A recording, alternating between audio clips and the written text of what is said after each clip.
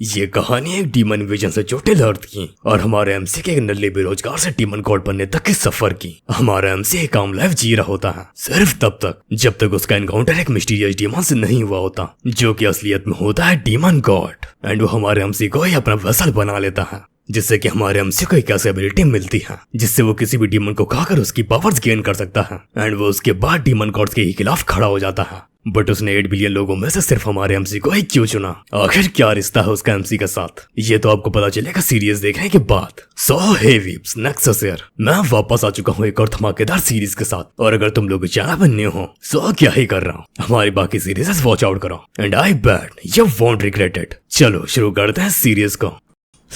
कहानी शुरू होती है एक रिस्ट्रिक्टेड एरिया से और वहाँ पर खतरे के बोर्ड लगे होने के बाद भी कुछ चूतिए पिकनिक मनाने आ जाते हैं। तो आखिर उनके साथ होने ही क्या था, वहाँ पर ये लोटा सपेर होती है और एक डीमन आके उन चूतियों को एक एक करके तारुक शहर में पहुंचा देता है। उनमें से एक बंदा बच जाता है पर उसकी भी फटी हुई होती है आंखें पर डीमन भी उसका पीछा नहीं छोड़ता। उस बंदे को डीमन का शायद दिख रहा होता है जिसके हाथों में खून से रंगी तलवार होती है। वो बंदा अपनी जान की भीख मांगता है पर वो डीमन उसका पैर पकड़ता है और घसीट कर झाड़ियों में ले जाता है। थोड़े टाइम बाद वहाँ पर कुछ और लोग आते हैं जो कि किसी ऑर्गेनाइजेशन के लग रहे होते हैं बिकॉज उनका अडार सेम होता है। उन तीनों ने येलो कलर की यूनिफॉर्म पहनी होती है। वो लोग आपस में बात करने लगते हैं। एक लड़की डिपार्टमेंट में इन्फॉर्म करने को कहती है लेकिन बड़े बालों वाली लड़की चौकन्ना होती है। वो सारी चीजें बहुत ही अच्छे तरीके से ऑब्जर्व कर रही होती है क्योंकि वो पिछले जन्म में सीआईडी में थी। ये क्या बक रहे हो माता? इस लड़की का नाम होता है कैंग। वो कह रही होती है ये किसी जानवर का काम नहीं हो सकता, मैं घाव देख कर बता सकती हूँ। तभी वहाँ पर फिर से ये लोटा सपेर होने लगती है। कैंग अगले ही पल एक चाकू निकाल कर अपने हाथ में मार लेती है। उसका ब्लड पूरी तरीके से खंजर को घेरने लगता है। थोड़े टाइम बाद वो उसके हाथ में इन्फ्यूज हो जाता है और एक स्वॉर्ड बन जाती है।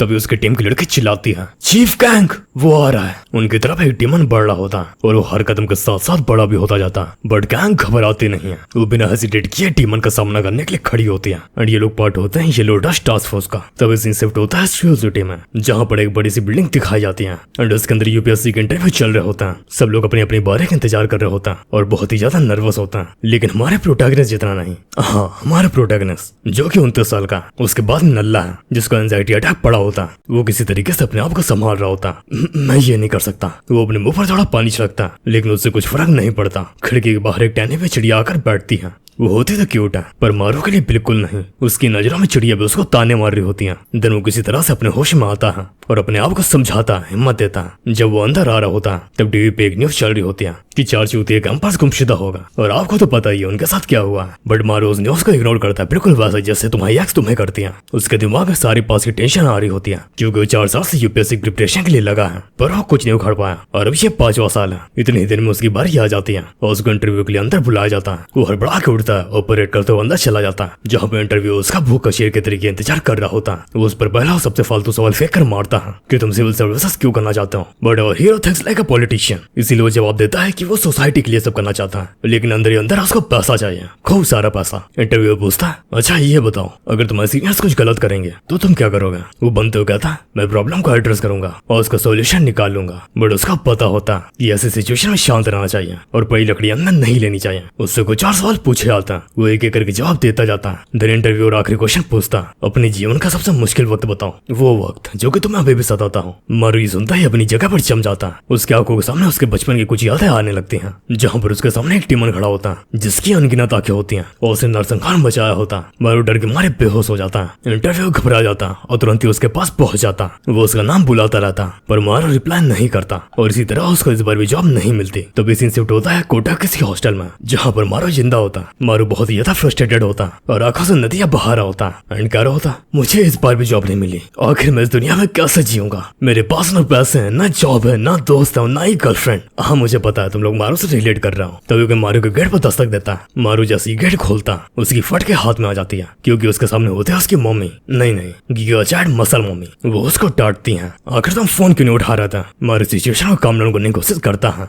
और आप अचानक से यहाँ पर क्यों आ गए? उसकी मम्मी एक बैग को आगे करती है एंड कहती है मैं तुम्हारे लिए खाना लाई हूँ। मारू खुश हो जाता है क्या इसमें मीट है? पर वो जवाब देती है नहीं इसमें बस किमची है। ये सुनते ही मारू का मुंह उतर जाता। जब उसकी मम्मी रूम में आसपास देखती है तो उसका मूड खराब हो जाता क्योंकि पूरे रूम में कुछ ना कुछ फैला ही होता, चारों तरफ कचड़ा ही कचड़ा। वो तुरंत ही सफाई अभियान में लग जाती हैं। वो उनको समझाते कहता है कि वो कर लेगा, पर वो अचानक से इंटरव्यू के बारे में पूछती है। मारू सुनते ही कोने में बैठ जाता और शर्म से पानी पानी हो जाता। उसको समझ में नहीं आ रहा होता कि वो उनसे ये सब चीजें एक्सप्लेन कैसे करें, पर उसकी चुप्पी सच जाहिर कर देती है। मॉम सारी बात समझ जाते हैं और उसको मोटिवेट करते हुए कहती है कोई बात नहीं, अगली बार अच्छा करना, बिल्कुल भी निराश होने वाली बात नहीं है, कर्म करो तुम्हें फल जरूर मिलेगा। देन वो मारू को एक लिफाफे में कुछ पैसा देती है, हाँ जेब खर्चे के लिए, पर वो उनसे पैसा नहीं लेता और समझाता है कि मैं अब बड़ा हो चुका हूँ, सो मेरी जिम्मेदारियां मुझे खुद ही उठानी चाहिए। पर उसकी मॉम पैसे देते हुए अपने मसल्स को फ्लेक्स करती हैं। मारू तुरंत ही डर के मारे वो पैसे ले लेता। वो जाने से पहले रुकती हैं एंड कहती हैं मारू मैं एक शमन के पास गई थी और उन्होंने मुझे ये बताया कि तुम्हारी फेलियर की वजह तुम्हारी एंजाइटी नहीं है, उसकी वजह है तुम्हारे फादर। क्या फादर? आखिर आप कहना क्या चाहती हैं? मॉम कहती है हाँ तुम्हारे फादर, जो कि आज से 20 साल पहले एक माउंटेन में गायब हो गए थे और वहाँ पर उनकी डेथ भी हो गई। उनकी सोल अभी तुम्हें परेशान कर रही है और तुम्हारे करियर का पाथ रोक रही है। शमन ने ये कहा था कि तुम्हें उस माउंटेन वापस जाना पड़ेगा और वहाँ पर वाइन पोर करके उनकी आत्मा के लिए शांति मांगनी पड़ेगी, सिर्फ तभी तुम सक्सेस पा सकते हो। तभी कुछ टाइम बीत जाता है। हम लोग देखते हैं पोर्ट को, जहाँ पर सूरज निकला होता है और ठंडी हवाएं चल रही होती हैं। एक शिप से मारू उतरता है और अंगड़ाई लेते हुए कहता है मेरे यहाँ पर आए कितने साल हो गए और मैं यहाँ पर कभी वापस आना भी नहीं चाहता था। उधर से माउंटेन देखता है, उसको अपनी मॉम की इंस्ट्रक्शन याद आता है कि उसे वाइन को पोर करना है और फादर की आत्मा के लिए शांति मांगनी है। मारू तुरंत ही चढ़ाई करना शुरू कर देता है। जब वो आधा माउंटेन चढ़ जाता है तो उसे एक खंडहर जैसा घर मिलता है और यही वो प्लेस है जिसे वो ढूंढ रहा था। ये घर अंदर से पूरी तरीके से खाली है और उसमें धूल मिट्टी के अलावा कुछ भी नहीं है। मारू जैसे अपने पहला कदम इस घर में रखता है, उसकी आंखों के सामने उसकी बचपन की मेमोरीज फ्लैश होती हैं, जिसमें वो छोटा बच्चा होता है। किड मारू भागते हुए घर के अंदर जाता है और अंदर डैड से कहता है डैड मैं भूखा हूँ। तभी मारू रियल लाइफ में वापस आता है और उसे अपना काम याद आता है। वो बाहर जाके अपने बैग से एक वाइन की बोतल निकालता है और एक कप में डालकर इधर उधर फैलाते हुए कहता है डैड मुझे उम्मीद है कि आप खुश होंगे, पर प्लीज आप जॉब लगने में मेरी मदद कीजिए ताकि मैं मॉम के कंधे से थोड़ी जिम्मेदारी कम कर पाऊँ। पर तभी वहाँ पर येलो डार्क अपेयर होने लगती है। मारू ये देखकर हैरान हो जाता है, क्या ये कैसे धुंध है? जो भी हो ये नॉर्मल बिल्कुल नहीं है, मुझे यहाँ से निकलना होगा। वो वहाँ से भागने लगता है, पर वो जैसे ही भाग रहा होता उसके पीछे से एक आवाज आती है जो कि उसी की होती है, मुझे यहाँ से निकलना होगा। मारू कंफ्यूज होकर पीछे मुड़कर देखता है। वहाँ पर धुंध बहुत ही ज्यादा टेंस हो चुकी होती है, जिसमें एक फिगर अपेयर होता है और जैसे थोड़ी ठंड छटती है तो हमें पता चलता है वो होता है एक डीमन और वही मारू की आवाज में उसकी बातें रिपीट कर रहा होता। मारू हैरानी की वजह से अपनी आंखें मसलता है, क्या कहीं सपना तो नहीं? पर यह सच होता। डीमन उसकी तरफ एक एक कदम बढ़ा रहा होता। मारू पैनिक करते हुए वहाँ से भागने लगता, बट डीमन एक बैम्बू को उसके पेट की आर पार कर देता, जिससे कि वहाँ की जमीन मारू के खून से रंग जाती है। मारू सोच रहा होता है आखिर ये सब क्या हो रहा है, क्या मैं ऐसे मरने वाला हूँ? अभी तक तो मैंने अपनी जिंदगी तक नहीं जिया। तभी उसकी आंखों के सामने उसकी मॉम आती है, जिनको याद करते हुए हिम्मत जुटाता है और खड़ा होने लगता है। नहीं मैं यहाँ नहीं मर सकता, लेकिन अब तक तो देर हो चुकी थी, क्योंकि डीमन उसके ऊपर झपट्टा मार देता और उसका खाने वाला होता। पर मारू को उसके मुंह के अंदर एक आई दिखती है एंड उसको देखता ही मारू अपनी सैटी खो देता। देन वो उल्टा डीमन को ही खा जाता और जैसे मारू डीमन को खाता वो उसे उसकी हिडन स्ट्रेंथ अनलीश होती है। पर अगले ही पल वो बेहोश हो जाता। उसको एक जगह की विजन आता है जहाँ पर चारों तरफ खून ही खून होता और लाखों डेड बॉडीज।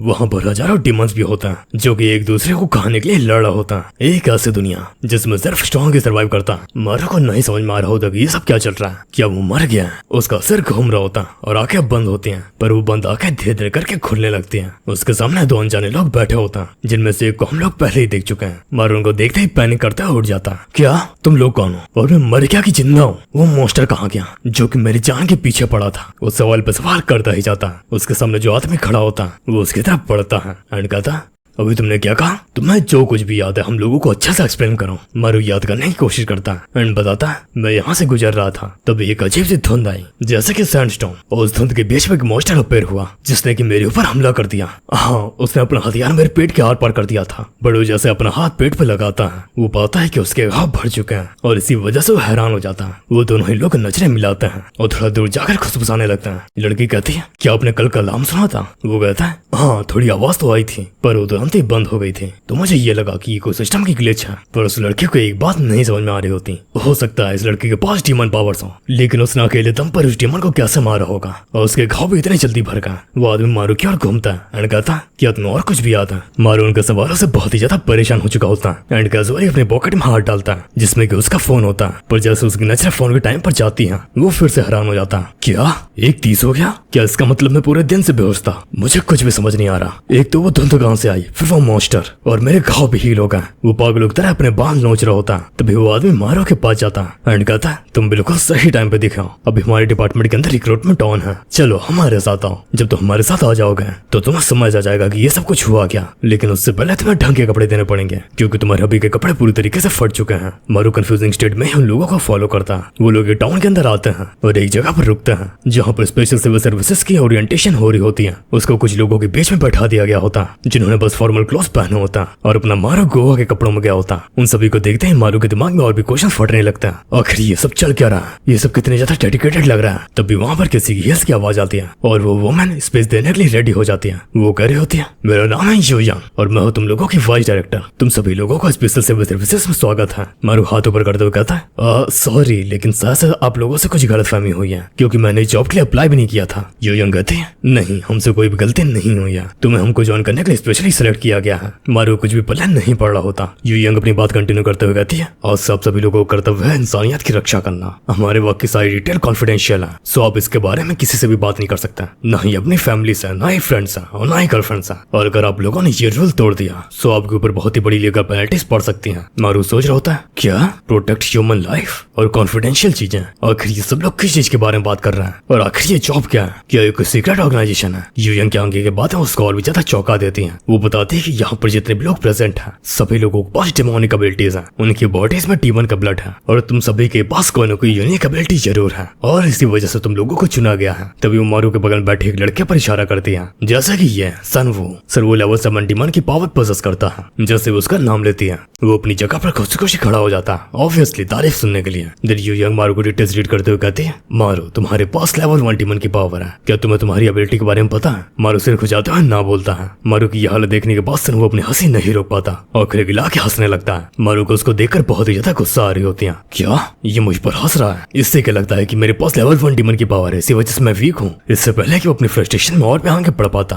फैसिलिटी में एक बहुत ही तेज अलार्म बजने लगती है। सब डर के मारे इधर उधर देखने लगता है पर योयांग के फेस में एक बहुत ही बड़ी स्माइल होती है जैसे वो एलुमनी का केस जीत गए हो। वो कहती है क्या टाइमिंग है, एक डीमन अपेयर हुआ है, सब लोग फटाक से वहाँ चलने के लिए तैयार हो जाओ। वो लोग वहाँ से निकलकर कोई माउंटेन में आ जाते हैं। सब चढ़ाई करते हुए बहुत ही ज्यादा थके होता है सिवाय योयांग के। जैसे जैसे लोकेशन पास आ रही होती है उसकी एक्साइटमेंट और भी ज्यादा बढ़ती जा रही होती है। देन वो अपनी लोकेशन पर पहुंच जाता है जहाँ पर एक बहुत ही बड़ा डीमन होता है जिसको कि कैप्टन कैंग ने पकड़ा होता है। उसने डीमन के सिर पर अपना डैगर घुसेड़कर उसकी बॉडी को पैरालाइज कर दिया होता है। ये एक लेवल 1 डीमन है। योयांग उसके बारे में एक्सप्लेन करती है ये लेवल के डीमन अपने काइंड के सबसे वीकेस्ट क्रिएचर्स हैं और इसे कैप्टन कैंग ने बहुत ही आसानी से पकड़ लिया है। ये तुम्हारी ट्रेनिंग के लिए परफेक्ट रहेगा। अब मुझे दिखाओ तुम लोग क्या क्या कर सकते हो। मारा तो पगलाया जा रहा होता। क्या ये बुढ़िया मुझे डीमन से फाइट करने के लिए कह रही है, कहीं सटिया तो नहीं गई। आखिर मैं से लड़ूंगा कैसा, मुझे तो ये तक नहीं पता कि मेरी पावर्स क्या है। बट तभी उसके चेस्ट में एक बहुत ही सीवियर पेन होने लगता है जिसकी वजह से वो अपना चेस्ट पकड़कर बैठ जाता है। उसको अजीब सी भूख महसूस होती है जो कि उसको ही खाने लगती है। उसको बिल्कुल भी सहन नहीं हो पा रहा होता। धीरे धीरे करके उसकी आंखें बंद हो जाती हैं और उसका एक विजन दिखता है जिसके अंदर खून की बहुत ही बड़ी नदी होती है जिसमें एक बहुत ही बड़ा मिस्टीरियस डीमन होता है। वो धीरे धीरे करके मारू के पास पहुंच रहा होता है। मारू अपनी बॉडी नहीं हिला पाता एंड वो क्रिएचर उसके पास पहुंचकर सिर पर हाथ भी रख देता है और हाँ वो दाता की चमकान भी दिखा रहा होता है। वो जैसे मारू के कांटेक्ट में आता है उसकी बॉडी अपना ओपा खो देती है। उसको बस एक इमोशन फील हो रहा होता है जो कि होता है इंटरनल हंगर, खाना, मुझे खाना चाहिए।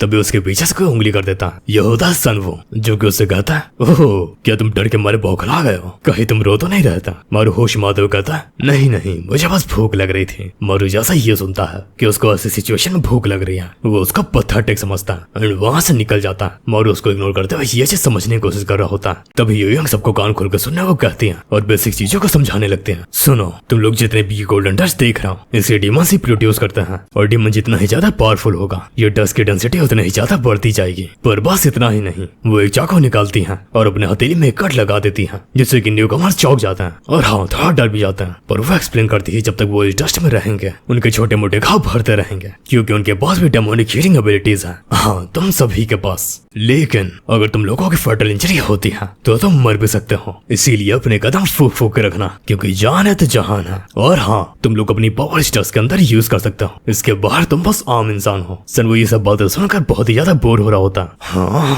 पता नहीं ये अपनी फालतू बातें कब बंद करेगी, इसने तो कुछ ढंग की बात बताई भी नहीं। अब इसे ये बताना चाहिए कि हम अपनी पावर्स का यूज कैसे करें। वो थोड़ा सोचता है और अपने लिप्स को काट लेता है जिससे कि उसमें से खून निकलने लगता है और जितने भी गोल्डन डस्ट होती है वो उसके खून में अब्सॉर्ब होने लगती है। जैसे कि गोल्डन डस्ट उसके ब्लड स्ट्रीम में एंटर करती है उसका ब्लड प्रेशर से स्काई रॉकेट हो जाता है और हार्ट पीक लेवल पर धड़कने लगता है। उसकी रगों में डिमोन्स की पावर बहने लगती है। वो समझ जाता है कि डिमोनिक पावर्स की यूज कैसे करता है। जैसे हम लोगों को कुछ घाव लगेगा और हमारे ब्लड स्ट्रीम में गोल्डन डस्ट एंटर करेगी, वैसे ही हमारी डिमोनिक पावर्स एक्टिवेट हो जाएंगी। वो अपने हाथ में ग्लव पहन लेता है, देन वो अपना एक थंब तोड़ता है। हाँ, अपना ही थंब तोड़ देता है, क्योंकि यही उसकी एबिलिटी का पार्ट होता है। जैसे उसका थंब टूटता है, डिमोन के सिर पर जो खंजर लगा होता है उसके टुकड़े टुकड़े हो जाता है। वही खंजर जो कि उसको पैरालाइज कर रहा था। मतलब अब डिमन आजाद है। कैंग ये देखते ही सब लोगों को सतर्क कर देती है। उस डिमन के अंदर से जो गोल्डन डस्ट आ रहा होता है वो पहले से भी ज्यादा टेंस हो जाता है। डिमन खूब जोर से चिल्लाता है और जमीन पर हमला कर देता है। सारे रिक्टर्स हैरान हो जाता है। कैंग डिमन को कंट्रोल में करने के लिए जाती है, पर उसका चीफ रोक देती है। कैंग के हिसाब से नौसिखियों के लिए काफी खतरनाक हो सकता है, बट चीफ कहती है अगर ये लोग लेवल 1 के डिमन को नहीं संभाल पाते हैं तो वैसे भी वो बैटलफील्ड में तो मर ही जाएंगे। तभी डिमन को एक इंटेंस स्मेल आती है एंड वो आ रही होती है अपने मारू से।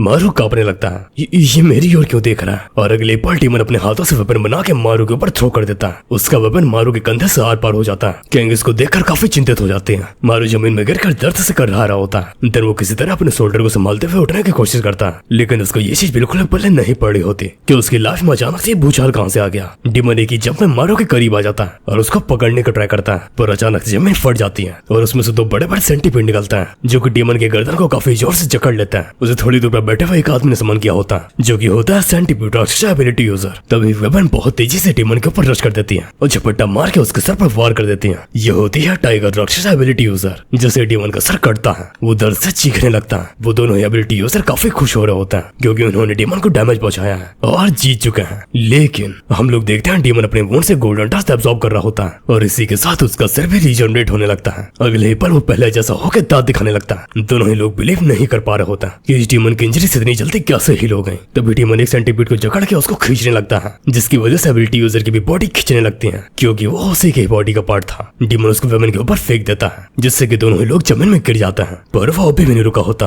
वो अपने हाथों से उस बंदे का गला जकड़कर चोक करने लगता है। वो बंदा डर के मारे दया की भीख मांग रहा होता है और डिमन अपना मुंह पूरी तरह से खोल के उसको खाने को तैयार होता है, बट इससे पहले कि वो उसको खा पाता उसकी गर्दन टूट जाती है। और ये क्या होता है? सनवोन है। ये होता है टेम्पल राक्षस एबिलिटी यूजर और इसकी एबिलिटी ये होती है कि अपनी बोन ब्रेक करके कोई भी सॉलिड मैटर ब्रेक कर सकता है, फिर चाहे वो चीज ऑब्जेक्ट हो या फिर अपोनेंट। हालांकि उसकी एक वार से डिमन मरा नहीं होता बल्कि और भी गुस्से में आ चुका होता है। देन वो सनवो के ऊपर अटैक करने के लिए रेडी हो जाता है, पर सनवो अपना ग्लव्स उतारता है और अपना हाथ पकड़कर मोड़ देता है, जिससे कि एक झटके में ही डिमन का सर धड़ से अलग हो जाता है। उसकी बॉडी जमीन में गिर जाती है। देन सनवो उसके ऊपर अपना पैर रखकर खड़ा हो जाता है। बड़ा वो रियलाइज करता है कि वो तो मर चुका क्योंकि यहाँ से सारी डस्ट हटने लगी है। वो सोच रहा होता है ये साला कुछ ज्यादा ही जल्दी मर गया, मुझे तो इसके ऊपर कुछ और ट्रिक्स यूज करनी थी। तभी कैंग उसके ऊपर चढ़ाई करने लगती है, ये कहते हुए कि उसी ने उसका नाइफ तोड़ के सब लोगों की जान खतरे में डाली है। पर सनवो सफेद झूठ बोलता है, नहीं नहीं नहीं, मैंने तो नहीं किया। कि तुम्हारे पास कोई भी प्रूफ है? कैंग उसका हाथ पकड़ते हुए कहती है तो चलो क्यों ना मैं तुम्हारा हाथ तोड़ दूं और फिर देखो कुछ इफेक्ट पड़ता है कि नहीं। पर पीछे चीफ आकर सनवो को काफी ज्यादा अप्रिशिएट करने लगती है क्योंकि उसने फ्रेशर के हिसाब से बहुत ही अच्छा काम किया। पर तभी वो कुछ नोटिस करती है एंड कहती है क्या यहाँ से कोई गायब है? और ये होता है अपना मारू जो कि वहां से काफी तेजी से भागा जा रहा होता है। उसको समझ में नहीं आ रहा होता कि वो अचानक से स्पेशल सिविल सर्वेंट कैसे बन गया। और सिर्फ इतना ही नहीं, उसको आते आते ही डिमन को मारने का ऑर्डर दे दिया गया। इसीलिए उसको लगता है यहाँ से बाहर निकलना जिंदा रहने के लिए सबसे सही होगा। पर तभी उसको अपनी आंखों पे भरोसा नहीं होता और उसने क्या देखा वो तो अभी हम लोगों को नहीं बताया जाता क्योंकि सीन शिफ्ट हो जाता है चीफ पे, जो कि कह रही होती है कि मारू तो वैसे भी क्वालिफाइड नहीं है, वो किसी भी काम का नहीं है। पर गैंग स्टार्टिंग से ही सारी चीजें काफी अच्छे से ऑब्जर्व कर रही थी और उसको ये बात नहीं समझ में आ रही होती कि उस डीमन ने सारे लोगों को छोड़कर मारू के ऊपर अटैक क्यों किया। देन चीफ गैंग को ऑर्डर देती है कि वो मारू को ढूंढ के लाए। गैंग उनसे कहते हैं मैंने एक और चीज नोटिस की है, डीमन मर चुका है और उसके बाद भी गोल्डन डस्ट पूरी तरीके से नहीं हटी। ऐसा क्यों? इस चीज के ऊपर ध्यान दीजिएगा। सीन वापस शिफ्ट होता है मारू के ऊपर, जिसके आगे अचानक से एक गेट प्रकट हो जाता है। उसको नहीं समझ में आ रहा होता कि अचानक से कहां से आ गया। उस पोर्टल के अंदर से एक और डीमन निकलता है एंड वो भी साइज में बहुत ही बड़ा होता है। मारू उसको देखते ही झाड़ियों में छुप जाता है और वो इन सब चीजों से थक चुका होता है क्योंकि वो जैसे एक मुसीबत से निकलता है उसका दूसरी मुसीबत जकड़ लेती है। देन वापस से गेट की तरफ देखता है, उसे वहां पर डीमन नहीं दिखता तो उसे लगता है कि डीमन चला गया है, बट डीमन उसके खोपड़ी पे खड़ा होता है। तभी सीन जाता है कैंग पे जहाँ पर उसी की टीम का कोई बंदा कोई जरूरी खबर लेकर आया होता है। उसका नाम होता है यूसुक। वो उनको बताता है कि एक और डीमन अपीयर हुआ है। चीफ कहती है तुम्हें पता भी है तुम क्या कह रहा हो, आज तक कभी भी 2 डीमन एक साथ एक ही लोकेशन पर अपीयर नहीं हुए हैं। बट गैंग उसे पूछती है कि वो कहाँ अपीयर हुआ है, वो पर्सनली जाके देखेगी। देन हम लोगों को दिखाया जाता है रिस्ट्रिक्टेड एरिया का बोर्ड जहाँ पर मारो की एंट्री होते हैं, वो भी हीरो वाली। बट नहीं, वो फाइट नहीं कर रहा होता बल्कि वो डीमन से डर के मारे भाग रहा होता है। अचानक से उसका पैर एक पत्थर पर टकरा जाता है जिसकी वजह से वो जमीन में गिर जाता है। वो खुद को संभालता है और सामने देखता है जहाँ पर होता है कोई घर। वो उसी घर की तरफ भागने लगता है यह सोचकर कि वो वहाँ डीमन से छुप सकता है। वो ऐसा ही करता है, वो उस घर के अंदर घुस जाता है। एक्चुअली वो एक वेयर हाउस जैसा होता है लेकिन उसको बाहर से कुछ आवाज आती है। उसका चुल मस्ती है कि ये कैसी आवाज है, इसीलिए वो हल्का सा गेट खोलकर बाहर देखने लगता है और वहाँ पर होता है डीमन। हाँ, वो डीमन उसको यहाँ तक फॉलो करते हुए आ गया है। बट ये डीमन उसका पीछा क्यों कर रहे हैं, इसके पीछे तो बहुत ही गहरा राज है जो कि आपको पता चलेगा वीडियो में आगे। ये डीमन एक लेवल 3 का डीमन होता है जिसके हेड के ऊपर कुछ शार्प ऑब्जेक्ट फ्लोट कर रहा होता है। तभी उस घर में कोई और भी आता है। एक बूढ़ी दादी, उनको क्लियर नहीं दिख रहा होता कि उनके सामने कौन है, इसी वजह से पूछती है।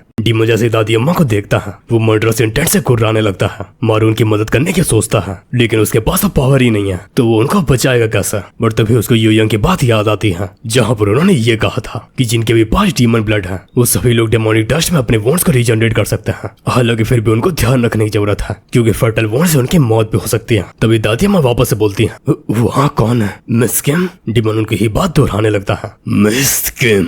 जैसे उनको सामने का नजारा दिखता है वो हैरान हो जाती है क्योंकि अब उनको डीमन क्लियर दिख रहा होता है और उन्हें अपनी लाइफ टाइम में ऐसा क्रिएचर कभी नहीं देखा। डीमन वापस से दोहराता है मिस किम। देन वो दादी अम्मा की तरफ अपने फिंगर पॉइंट करता है जिसकी वजह से उसके हेड पे जितने भी ऑब्जेक्ट फ्लोट कर रहे होते हैं वो सभी उनकी ओर शूट हो जाता है और वो जैसे हिट करता है चारों तरफ खून फैल जाता है। बट वो सरप्राइज, दादी अम्मा भी सेफ होते हैं। वो जैसे अपनी आंखें खोलती हैं वो पाते हैं कि एक आदमी उनको बचा लिया। ये होता है अपना मारू। वो उनसे पूछता है क्या वो ठीक है, वो कहते हैं हाँ मैं ठीक हूँ। पर तभी मारू अपने आप को नहीं संभाल पाता और गिर जाता है क्योंकि ऑब्वियसली उसने अपनी पीठ पे इतने सारे वार लिए हैं। वो दादी अम्मा से यहाँ से भागने को कहता है और हम लोग देखते हैं मारू की हालत जो कि बहुत ही खराब होती है। उसके मुंह से भी खून बह रहा होता है और एक हाथ पूरे तरीके से कट चुका होता है। मारू यही सोच रहा होता है कि आखिरकार उसको ही लेवल 1 डीमन की पावर क्यों मिली और वो आखिरी में मर ही जाएगा। फिर वो चाहे जितनी कोशिश कर ले वो इतनी कम पावर के साथ लोगों को भी नहीं बचा सकता। उसकी आंखों के सामने अंधेरा छाने लगता है। देन वो अपनी सारी ताकत इकट्ठा करके आखिरी मदद की गुहार लगाता है जिसको अफसोस कोई सुन नहीं पाता।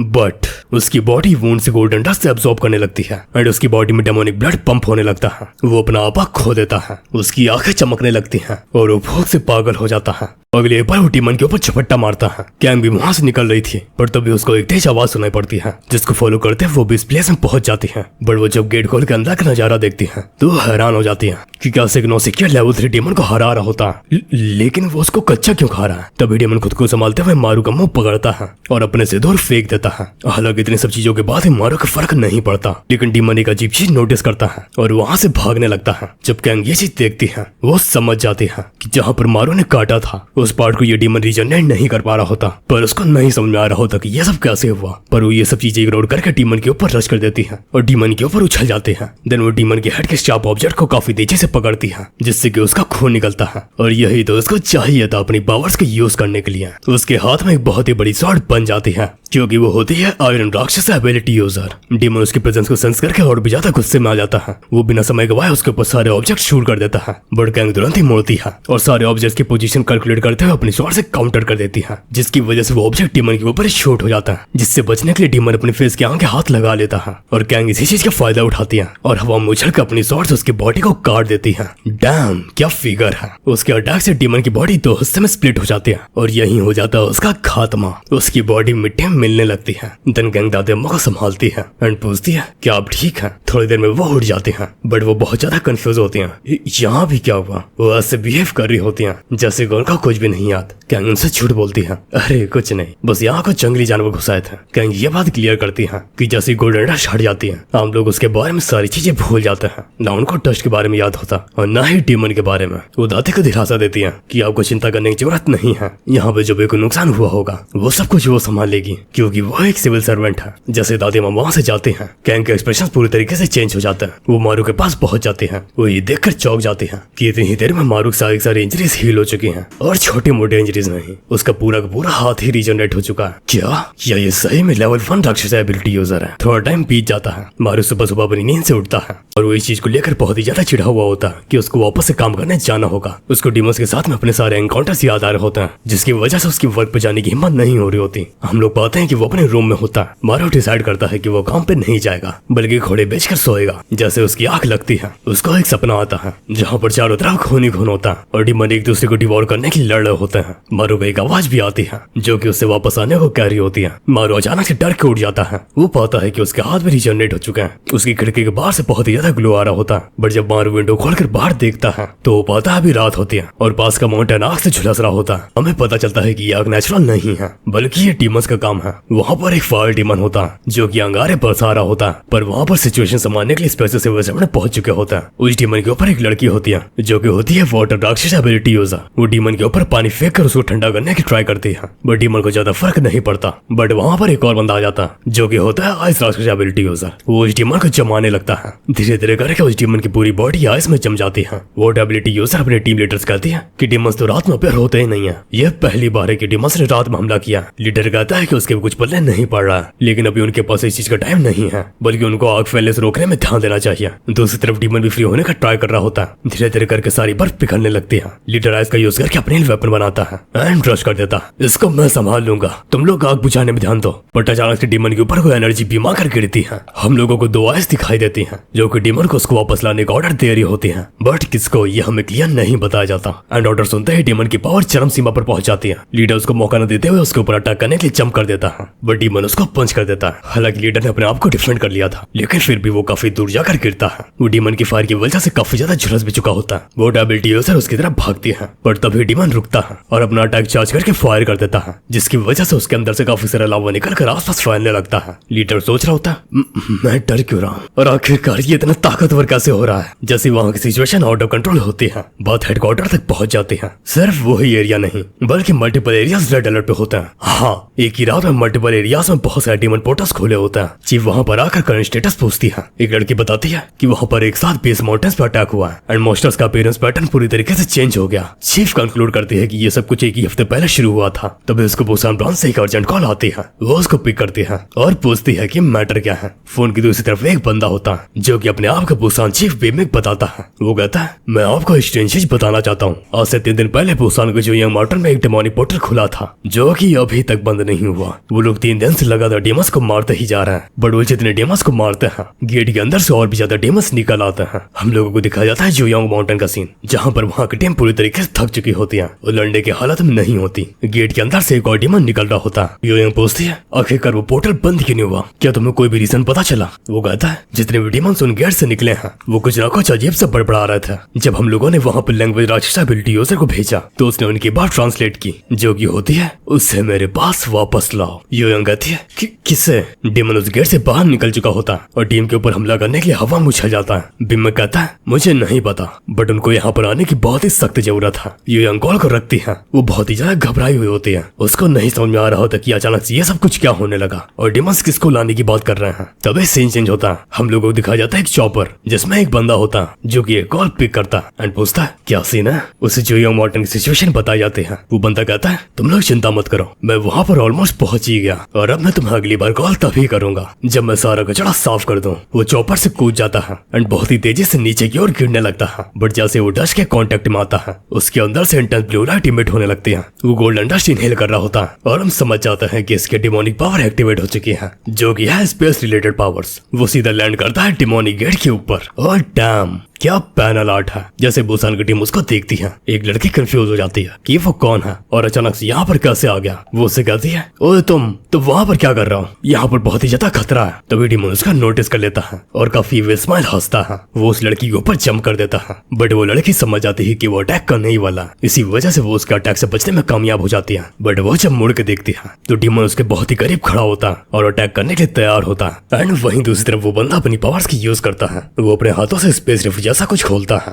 उसके बाद जैसे रिफ्ट खुली होती है वैसे रिफ्ट मॉन्स्टर के पीछे भी खुल जाती है। वो अपने हाथ उस रिफ्ट में डालता है और एक ही झटके में मॉन्स्टर का सिर पकड़कर उससे बाहर खींच लेता है। वो उसी जगह पर अपने हाथ से मॉन्स्टर का सिर पकड़ के खड़ा होता है। हाँ, मॉन्स्टर का खात्मा यही हो चुका है। ये सब देखकर पूरी टीम भौचक्की हो जाती है। वो बंदा जमीन पर लैंड करता है एंड उन लोगों से कहता है, तुम लोगों ने बहुत मेहनत किया, यहाँ से अब मैं संभाल लूंगा, सो तुम लोग आराम करो। वो लड़की अपनी लीडर से पूछती है, आखिर ये कौन था? लीडर बताता है कि वो आदमी फर्स्ट राक्षस एबिलिटी यूजर है और वही फाउंडर है येलो डस्ट टास्क फोर्स का। वो पहले तो स्ट्रेचिंग करता है, देन वो अपनी एबिलिटी यूज करते हुए कहता है, चलो सारी कीड़ों को एक साथ ठिकाना लगाता है। ये वर्ल्ड का स्ट्रॉन्गेस्ट राक्षस एबिलिटी यूजर है। हाँ, मतलब तुम लोग इसको इस महानुआ का गोजू कह सकते हो। वैसे इसका नाम होता है जॉन गिल्डो। उसने अपने दोनों हाथ ग्राउंड पर रखे होता है। उसकी हर फिंगर से स्पेस लिफ्ट बनती जाती है और वो फैलते फैलते माउंटर को लेकर आसमान तक को घेर लेते हैं। बुसान टीम ये सब देखकर अमेज हो जाती है। लड़की कहती है, ये क्या है? लीडर कहता है, मैं भी इनको अपनी आंखों से पहली बार देख रहा हूँ, अभी तक मैंने बस इसके बारे में सुना ही था। Space abilities. जोंग अपने सामने एक रिफ्ट खोलता है जिसमें से येलो डस्ट निकल रही होती है।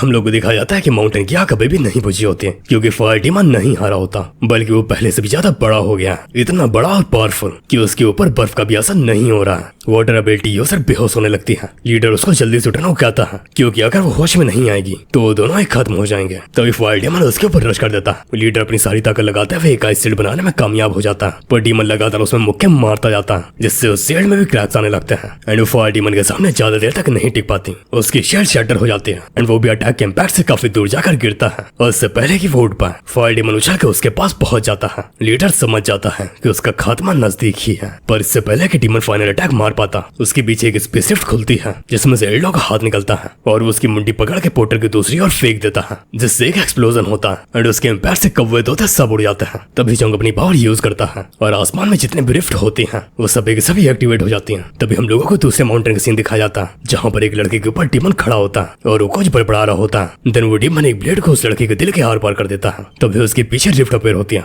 जो कि उसको अपने अंदर निकल जाती है और ये फिनोमेनन शहर के सारे माउंटेन्स में हो रहा होता है। सारे रिफ्ट एक एक करके डीमन को खींचने लगती हैं और सारे डीमन एक ही जगह पर इकट्ठा हो जाता है। हेडक्वार्टर में बैठी लड़की ये चीज नोटिस करती है कि धीरे धीरे करके सारी जगह के वार्निंग सिग्नल्स कम हो रहा होता है। चीफ स्माइल करते हुए कहती है, इसका एक ही मतलब हो सकता है, डायरेक्टर वहाँ पर पहुंच चुके हैं। हम लोग देखते हैं सारे डीमन सिल्डो को घेर कर खड़े होता है। वहाँ पर सैकड़ों डीमंस होता है बट सजांग को बिल्कुल भी फर्क नहीं पड़ता, बल्कि वो स्माइल कर रहा होता क्योंकि वो यही चाहता था। देखते ही देखते सारे डीमंस उसकी ओर रश कर देते हैं। वो अपने एक फिंगर को आगे करता है, देन हवा में एक हॉरिजॉन्टल रिफ्ट बना देता है और उससे एक ही झटके में ही सारे डीमंस दो टुकड़ों में कट जाते हैं। चारों तरफ खून की नदियां बह रही होती हैं और डीमंस के हेड काट कर हवा में होता है। सभी के सभी लोग ये सब देखकर बहुत ही ज्यादा सरप्राइज होता है। किसी को भरोसा नहीं हो रहा होता कि कोई इंसान इतना भी ताकतवर हो सकता है। हम लोगों को दिखाया जाता है डायरेक्टर जो कि फायर डीमन के ऊपर पैर रखकर खड़ा होता है। वो लैंग्वेज यूजर को बुलाता है, सुनो तुम इस डीमन की सारी बातें ट्रांसलेट करो, मैं जानना चाहता हूँ कि ये डीमंस अचानक इतना स्ट्रेंज बिहेव क्यों कर रहे हैं। लड़की कहती है, जितना मैं समझ पा रही हूँ उसके हिसाब से ये कह रहा है उस बंदे को वापस लाओ। वो डीमन से कहता है, कौन तुम लोग किसकी खोज में हो? बट डीमन कुछ भी जवाब नहीं देता बल्कि वो वही चीज रिपीट कर रहा होता है। ये देखकर चैंग उससे उसको जमीन पर पटक देता है एंड कहता है, अगर तुम मेरे सवालों के जवाब नहीं दोगे तो मैं बस जितने भी डीमंस आएंगे उन सभी का ही खात्मा कर दूंगा। वो अगले ही उस डीमन को मार देता है। देन उसका फोकस जाता है गेट के ऊपर जो कि अभी भी ओपन होता है। वो गेट की तरफ अपने हाथ बढ़ाता है जिससे कि एक लिफ्ट बनती है और वो गेट के पूरे एरिया को ही अपने अंदर निकाल लेती है। स्क्वाड मेंबर ये जान के बहुत ही ज्यादा खुश होता है कि उनके डायरेक्टर इतने पावरफुल हैं। जैसे जंग रिफ्ट क्लोज करता है वहाँ पर सब चीजें नॉर्मल हो जाते हैं, बिल्कुल वैसा ही जैसे वहाँ पे कोई गेट कभी था ही नहीं। देन आता है नेक्स्ट डे का सीन। हम लोग को दिखाया जाता है हेडक्वार्टर की बिल्डिंग जहाँ पर जंग के ऑफिस में यूयांग घुस आती है एंड उससे पोर्टल के बारे में डिटेल्स मांगती है। जंग कहता है, तुम्हें उसकी चिंता करने की जरूरत नहीं है क्योंकि मैंने उसको अपने डार्क वर्ल्ड के अंदर खींच लिया है। बट यूयांग को ये बात खराब लगती है कि जंग वहाँ पर लेट पहुंचा था। जंग फ्रस्ट्रेट होते हुए कहता है, तो पूरा काम मैं ही करूंगा क्या और तुम लोग कचौड़ी खाओगे? यूयांग उसकी बातों को इग्नोर करते हुए मॉनिटर ऑन करती है जहाँ पर न्यू रिक्रूट्स की इंफॉर्मेशन होती हैं जो कि जंग नहीं मांगा था। यूयांग कहती है, लेकिन आपने मुझसे ये क्यों मंगाया? वो कहता है, डीमन से एक रीजन की वजह से ये सब कर रहा है। वो पहले जैसे बिहेव नहीं कर रहा है। अब उनका मेन मोटिव क्योस फैलाना नहीं है बल्कि वो किसी के पीछे है। और जंग की नजरें जाकर मारू के पिक के ऊपर थम जाती हैं। तभी फोकस शिफ्ट होता है और हम लोगों को दिखाई जाती है एक जगह जो कि हेल को रिजेंबल कर रही होती है और वहाँ पर कई सारे डीमंस होता है। उन सभी डीमंस के बीच में एक बहुत ही बड़ी फीमेल फिगर होती है, इतनी बड़ी कि उसके आगे सारे डीमन चींटी जैसा लग रहे होता है। तभी वो अपनी आंखें खोलती है और इन आंखों को देखकर हम लोग समझ जाते हैं कि डीमंस को जो भी ऑर्डर्स दे रहा है वो कोई और नहीं बल्कि यही है। और वापस से उन डीमंस को कमांड देती है, उसको मेरे पास वापस लाओ। और यही खत्म हो जाता है ये एपिसोड। देखो मुझे नहीं पता तुम लोगों को ये मानवा कैसी लगी हो, लेकिन ये आगे जाकर इंटरेस्टिंग होती जाती है। इसमें ऐसे ऐसे ट्विस्ट आते हैं जिनको तुम सोच भी नहीं सकते। और हाँ, मैं ये वीडियो डालकर गायब नहीं हो जाऊंगा। इसमें 5K लाइक्स और 600 कमेंट्स करा देना, और इसका नेक्स्ट पार्ट आएगा बहुत जल्द, हाँ अगले संडे को। सो आज के लिए इतना ही, मिलते हैं नेक्स्ट वीडियो में। You are watching Anime Nexus, signing out.